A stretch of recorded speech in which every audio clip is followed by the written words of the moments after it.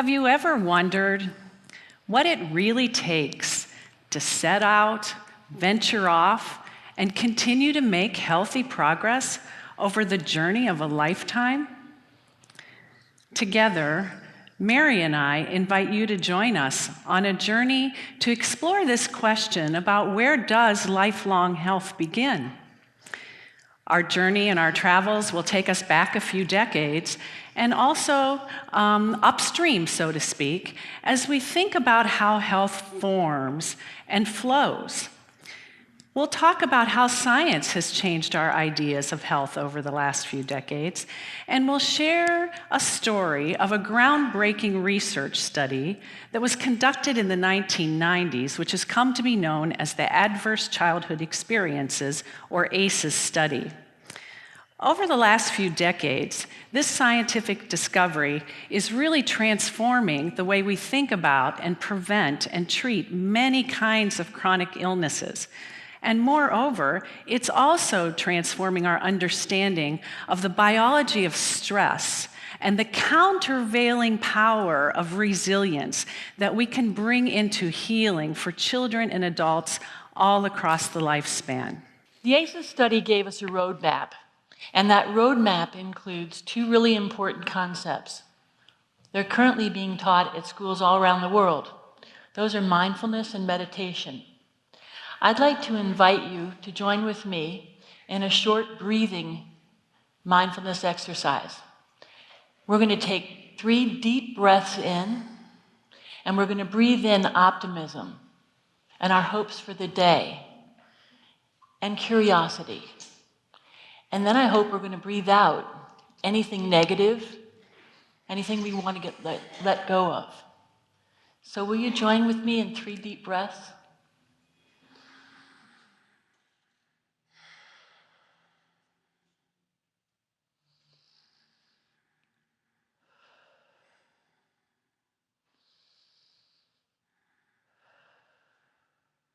So with that breath and our energy, we'll start our travels now, and we'll head upstream and think about health. Truly, every individual's life health journey is unique. But for today's conversation, and for illustration purposes, let's imagine 2 very contrasting community environments and consider their effects on health for those who live in the communities. Keeping with this river analogy, take a look at the 2 different river streams that you see here. And think about what you observe that may be factors impacting the health of those who live in those communities. Certainly, one of the communities appears to have evidence that it's maybe more benevolent kind of community. You notice green spaces, a village out in the distance, individuals out and getting fresh air, walking and running. Whereas in contrast, the other community shows some evidence of possibly poorer air quality. You may notice that there's pollution running into the river and some evidence of substance use or disease. But do we really know what's happening in the lives of the people living in those communities? Take, for instance, the 2 pregnant women. One is on the cell phone. Might she be experiencing stress? Or perhaps could she be connecting with a birth coach who's helping her prepare and keep informed and educated so she can have a healthy pregnancy? On the other hand, the mother who's alone and holding her tummy with baby forming inside, might she be experiencing a peaceful moment? Or could she be feeling alone and isolated in a rural community with no supports to help her through her pregnancy journey? And the 2 children holding hands, how are they being cared for?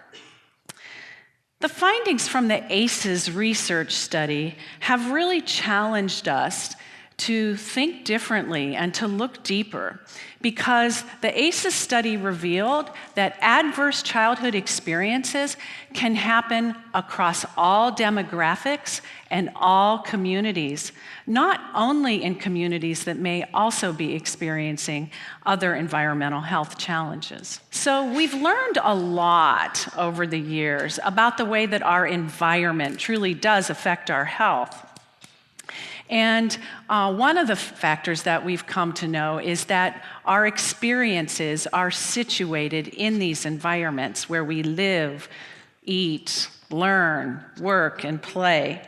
And with so many advances in technology and neuroscience and genetics and psychology, our medical models have changed as well, and really begin to see both wellness and illness are states along a continuum, and there are many factors that can shape and determine our wellness as well as our illness. So we're clearly able to see now that nature and nurture are intertwined very closely. Health stressors may be environmental, as I mentioned.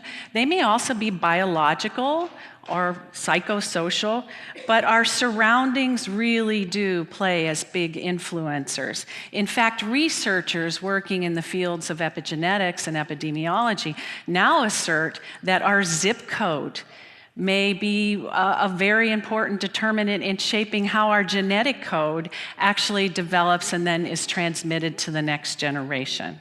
This idea of our experiences from the very earliest time when we're developing in the womb and thinking back to the adults and the children in the picture that we looked at moments ago is really fundamental to understanding how health forms. And it's important that we begin to shift our question about what is happening in people's lives where they live. What stresses may individuals be experiencing? And how are adults and parents living in different kinds of communities, even in our different kinds of communities here where we live, how are they being supported with resources so they can ensure safe and nurturing and supportive developments and relationships for their children as they grow? And it begs the question is, what is our root system for our environment that we prepare for supporting children's healthy growth and development?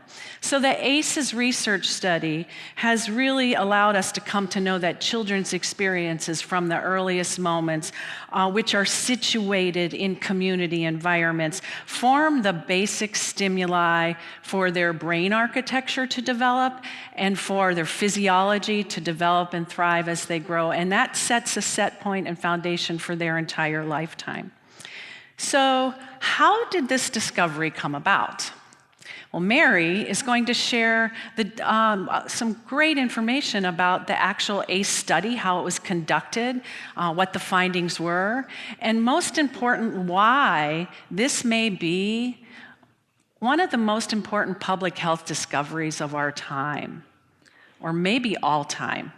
So here are the two physicians who developed the original ACE study. Dr. Vincent Felitti was studying obesity at a clinic in California, while Robert Onda was studying smoking cessation at the CDC.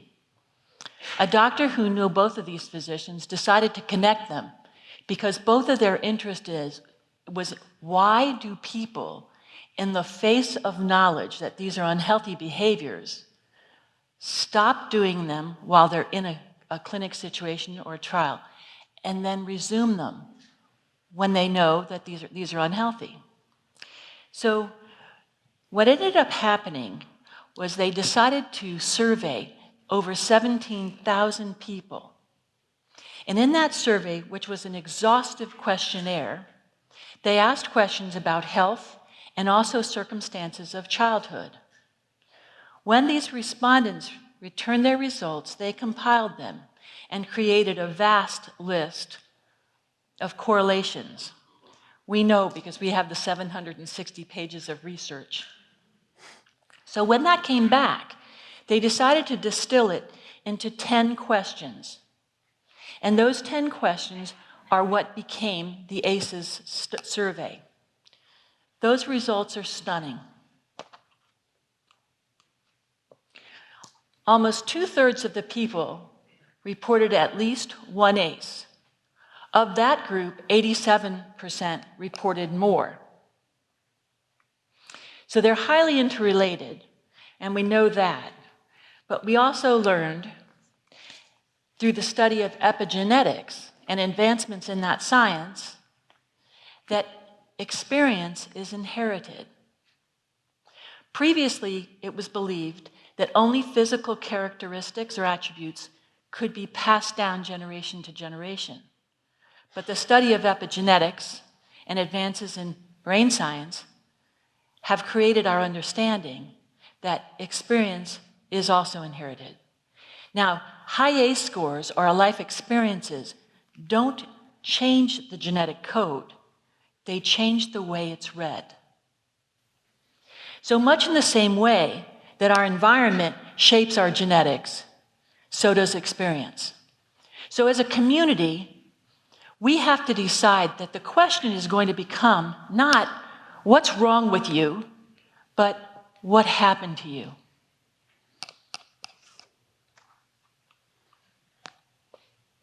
ACEs are common.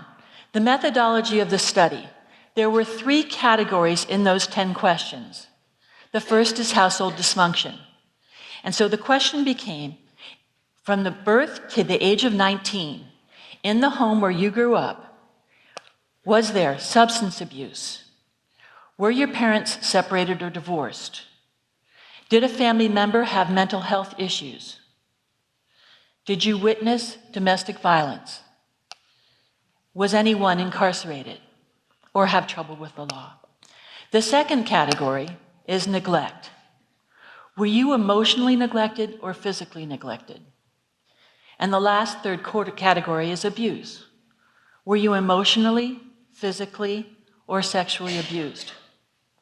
So ACE scores in this survey range from 0 to 10. There isn't any weight given to severity or frequency. It's just 1 point for every positive response.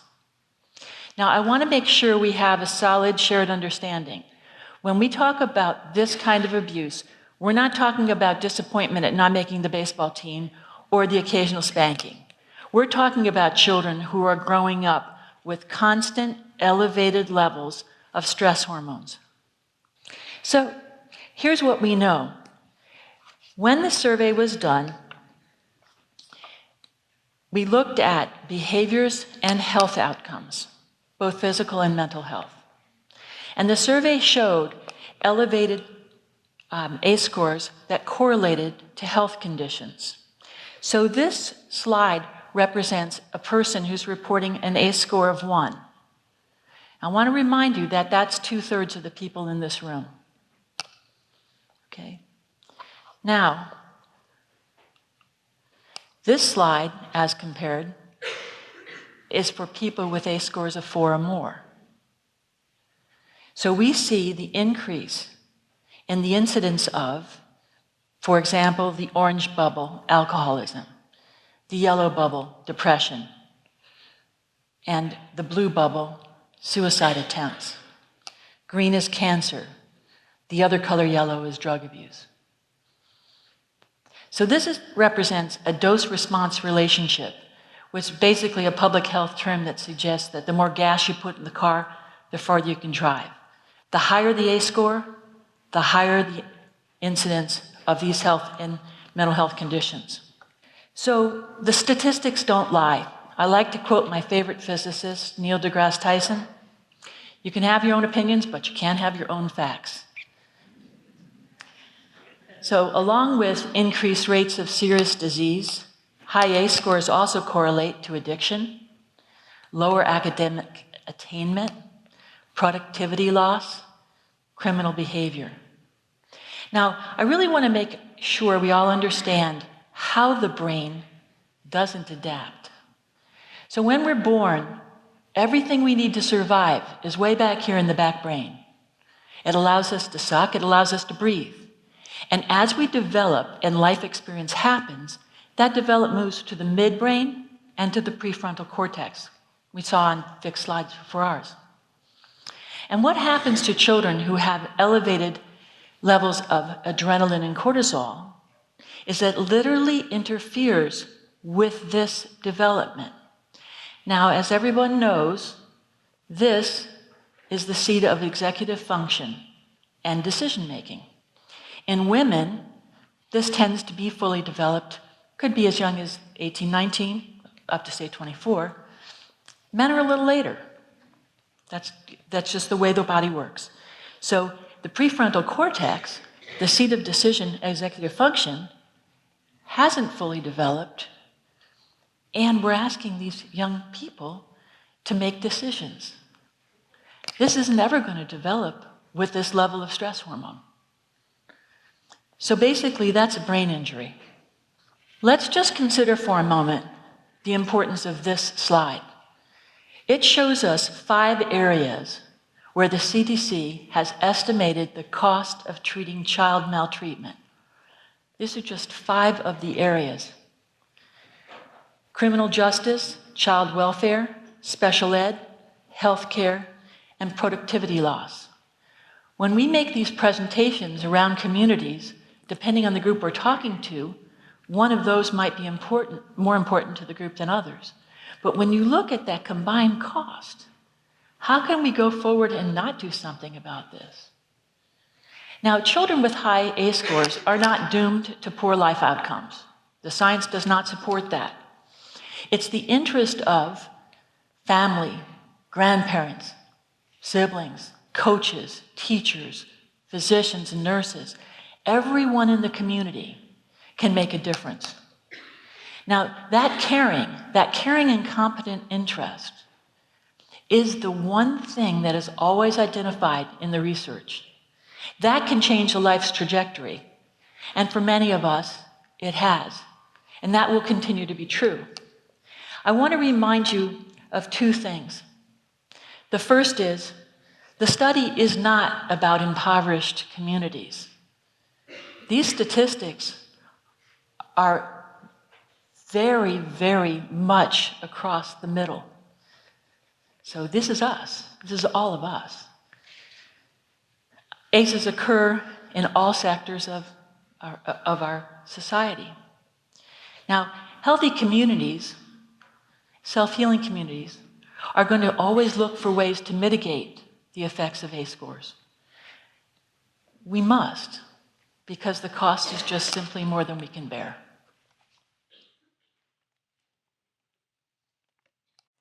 So when we as individuals seek help and support to maintain our wellness, many of us, when we go to our physicians or even our dentist, it seems like everywhere we go now, we have our vital signs checked. You know, our respiratory rate, our heart rate, our blood pressure, we can get it checked in the grocery store.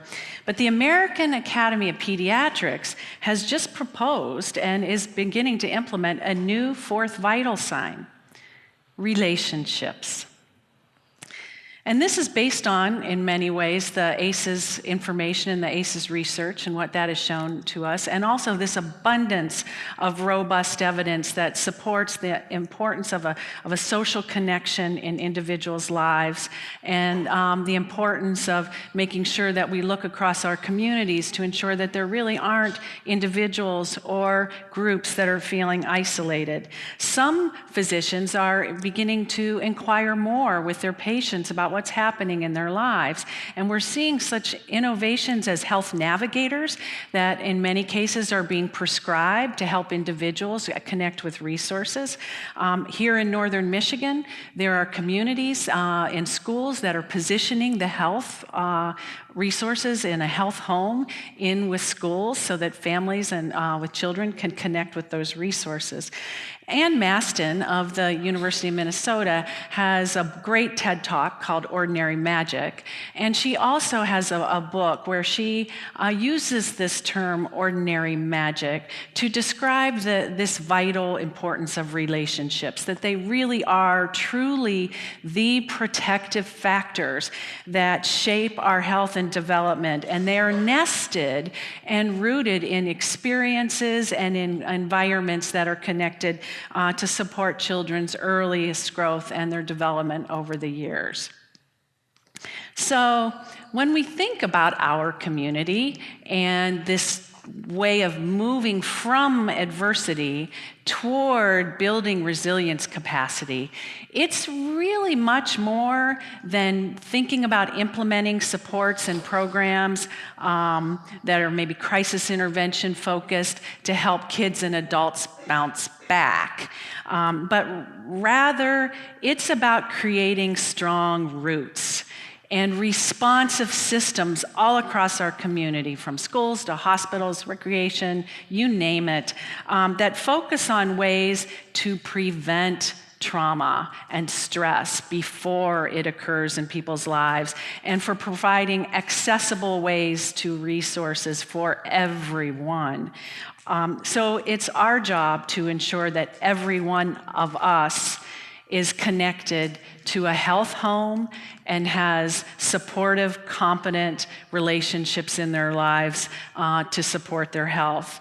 The isolation of individuals and the silos in the way that we try to support and deploy resources is just no longer appropriate in a community that is building its root system for resilience.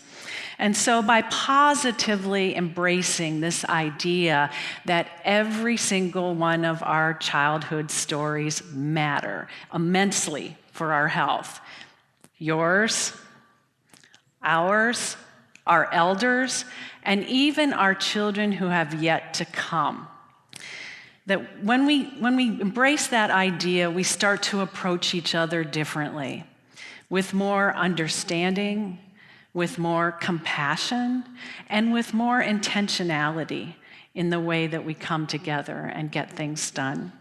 And so in that way, we're not bouncing back, we're bouncing forward.